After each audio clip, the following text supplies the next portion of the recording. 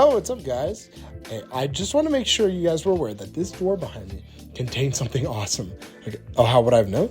Well, this sign, of course. See this symbol? It means there's awesomeness inside. Wait, what's that? You've never seen this icon be in your life and you have no idea what it means? It's because it's not an icon, you moron. It's a symbol. And okay, and also I designed it 3 minutes ago, okay? But just give me a break, would you? Anyways, an icon would be something like, let me think, like a drawing of a fish, okay? It's not necessarily connected to anything other than, well, a fish, okay? So, you know. A symbol, however, is something that may or may not look like a certain thing, but has an arbitrary connection to a thing. Let me explain. For instance, the biohazard symbol. This abomination was actually one of the inspirations for my new awesomeness symbol. You see, the symbol itself has nothing that really tells you what it means, but what we can say for sure is that, oh, it's scary, and you want to stay far away from it. But how does it do that?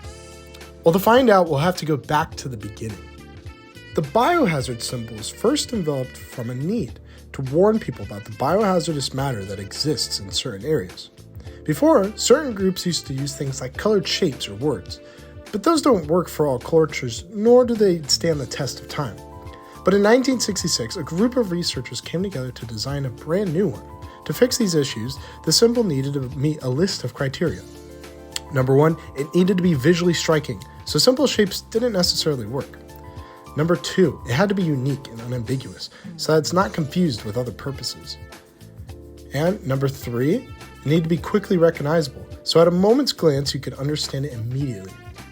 Number 4, it had to be easy to stencil, so it could be easily applied to anything that needs it. Number 5, it needed to be rotationally symmetrical, so from any angle it maintains its look and meaning. And then lastly, number 6, it has to be understood by any culture, so that means even groups of people that don't exist yet. After spending a bunch of time researching, designing, and testing, this here is the symbol they came up with. The symbol respects multiple principles of design in its presentation and is geniusly executed.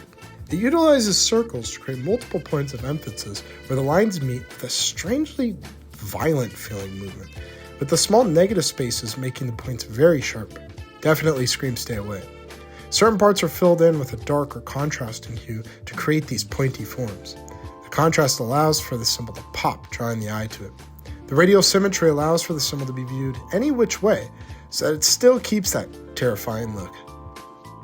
From my research, I found that a common consensus for the meaning of the 3 circles was that they actually represent the 3 most common forms that biohazards appear as: infectious agents, plant and plant products, and animal products. I'd like to imagine that the use of circles represents the organic nature of the biohazardous material, a detail that would not exist if it were made from straight edges. I think this helps it stand out as specifically biohazardous materials and not just hazardous materials. Today, we still see it in use mainly for the commercial purpose of what it was originally designed for. However, it has appeared with other commercial purposes as well. But mostly still use the symbol correctly, so I guess they get a pass. Okay, I want one of these. As I was doing research for the awesomeness symbol, I found yet another great example of a symbol. I present to you the peace symbol. This is refreshing after that last one.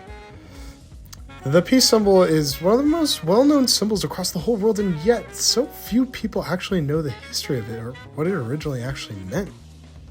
The peace symbol was designed by a man named Gerard Holtham in 1958. At the height of the Cold War, Holtham advocated for nuclear disarmament and wanted to create a symbol that could be used by members of the movement. To do this, he referenced semaphore lettering, a system of gestures involving holding out large bright flags to create alphabetic letters to spell out messages from a distance. The peace symbol was the letters N and D laid over each other, wrapped in a circle. The symbol was never licensed, so anyone could use it, which led to its widespread usage. The message was later condensed by the people who used it to simply mean world peace. This usage was popular during the Vietnam War in the 70s and was known for being adopted by both soldiers and members of the hippie movement. Though the piece was originally created with a more couture approach with vague symbolism and referencing, I think it's evolved today with its commercial existence existing on a marketing level, with the symbol appearing on everything from bumper stickers to bars of soap. Looking at this symbol, we can quickly see some similarities to the Biohazard symbol. The radial formation is popular here, as well as the symmetry, though the peace symbol is not radially symmetrical. Despite this, one can argue that the lines create an arrow telling the viewer the proper orientation of the symbol. As you can see here, it points upward like this. During my research, I saw some people claim that the symbol is actually an upside-down cross with broken arms to represent some sort of antichrist. Like, really? Of all symbols to represent the most evil thing possible, and they choose this to scrutinize of all things. Like, okay? Like, that makes no sense. Come on, really? While looking at these two pieces, I noticed something truly fascinating. Using principles of 2D visual communication design, these designers managed to create memorable imagery just with the use of simple lines and shapes. People around the world can look at these and tell you what they mean just from a glance.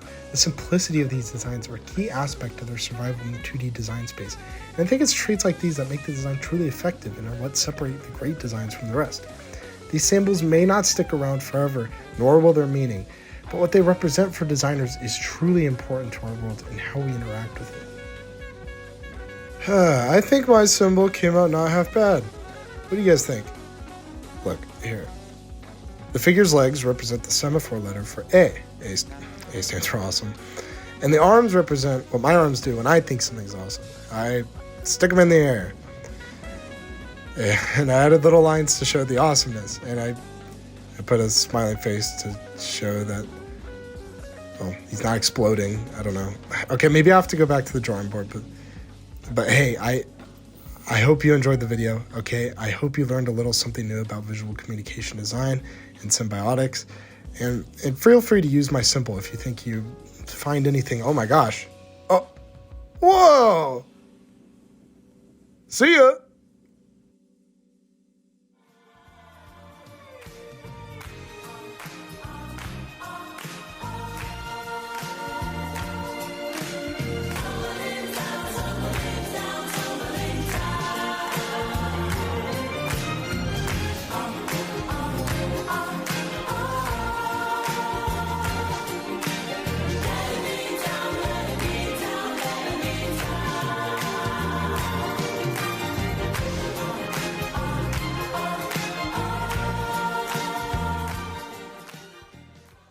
The symbol respects multiple principles